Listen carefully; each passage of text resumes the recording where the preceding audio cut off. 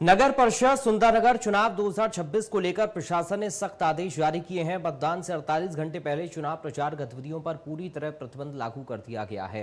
निर्वाचन अधिकारी एवं एसडीएम सुंदरनगर अमर नेगी द्वारा जारी आदेशों के अनुसार सार्वजनिक सभाएं, जुलूस, संबोधन और किसी भी प्रकार के चुनाव प्रचार की अनुमति नहीं होगी।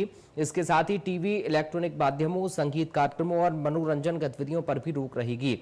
ये प्रतिबंध 17 मई दोपहर 3 बजे तक प्रभावी रहेगा। प्रशासन ने आदेशों का उल्लंघन करने वालों के खिलाफ सख्त कार्रवाई की चेतावनी दी है। नगर निगम के चुनाव का प्रचार का आज अंतिम दिन है।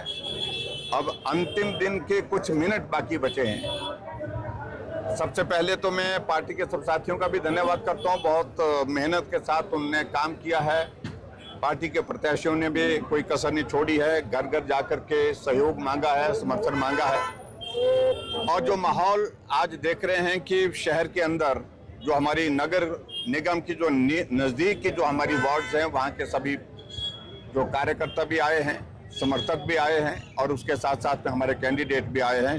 पूरे जोश के साथ मंडी नगर निगम में भारतीय जनता पार्टी की जीत को सुनिश्चित करने के लिए कोई कसर नहीं छोड़ रहे हैं। और जो माहौल आप देख रहे हैं कि निश्चित रूप से जब परिणाम निकलेगा, भाजपा की कॉरपोरेशन मंडी में थी और फिर से बनेगी।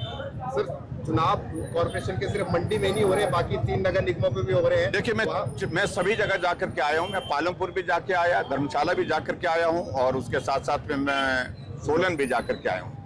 सभी जगह इस तरह का वातावरण है। प्रदेश की सरकार के खिलाफ इतना भयंकर गुस्सा लोगों के मन में है। लोग सरकार को उखाड़ फेंकना चाहते हैं और परिणाम जब निकलेगा आप देखेंगे कि हिमाचल प्रदेश में चारों कॉरपोरेशन में भारतीय जनता पार्टी की ये निगम बनेगी। कांग्रेस पे आपने जो है आचार संहिता के आरोप लगाए हैं, घोषणा की गई है, लेकिन विधायक यहाँ पहुंचे थे सुरेश, उन्होंने नकार दिया इन आरोपों को। देखिए, उनका कोई अर्थ नहीं है। कुल मिलाकर के मुख्यमंत्री जी को थोड़ा तो समझना चाहिए। आखिरकार कब समझाए? पूरा कार्यकाल उनका समाप्त होने जा रहा है, लेकिन अभी भी उनको समझ में नहीं आ रहा है कि चुनाव आचार संहिता के दौरान सार्वजनिक रूप में घोषणा कोई नहीं की जाती है, वो उल्लंघन है। लेकिन फिर भी वो कर रहे हैं। इन सारी बातों का अंदाजा आप लगा सकते हैं कि सरकार का पूरा नेतृत्व और कांग्रेस का पूरा नेतृत्व, जो हाल ही में जो चुनाव हुए हैं 5 राज्यों जिनमें 3 में भारतीय जनता पार्टी की सरकार बनी है, उसके कारण बौखलाहट में है, परेशानी में है, बेचैनी में है और संतुलन खो बैठे। चुनाव आयोग के साथ क्या शिकायत भी की जाएगी? निश्चित रूप से हम इन सारी चीजों को लेकर विचार करेंगे। जैसे कि आपको पता है कि जो हमारे एमसी के चुनाव हैं, जो हमारी वोटिंग होनी है वो 17 तारीख को होनी है। तो जो भी कमीशन के दिशा निर्देश के अनुसार जो टाइम 48 घंटे पहले जब चुनाव वोटिंग खत्म होगी, जैसे कि 17 तारीख को 3 बजे वोटिंग खत्म होगी, तो उससे 48 घंटे पहले जो प्रचार प्रसार कार्यक्रम वो समाप्त होगा, जो कि आज 3 बजे तक समाप्त हो जाएगा। और इसके साथ साथ मैं ये भी बताना चाहूँगा कि 3 बजे के बाद, आज 3 बजे के बाद कोई भी प्रचार प्रसार या किसी भी माध्यम से, चाहे नुक्कड़ नाटक हो या चाहे इलेक्ट्रॉनिक मीडियम के माध्यम से, उस पर कंप्लीट बैन रहेगा।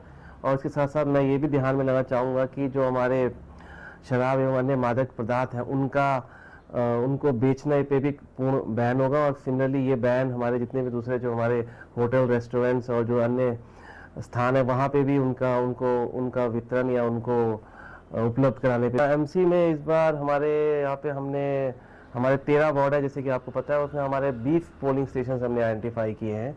कुछ वार्ड्स में 1-1 हैं और जहाँ पे जिन वार्ड्स की आबादी ज़्यादा है वहाँ पे हमने 2-2 पोलिंग स्टेशन का भी मतलब प्रावधान किया है लोगों की सहूलियत के लिए।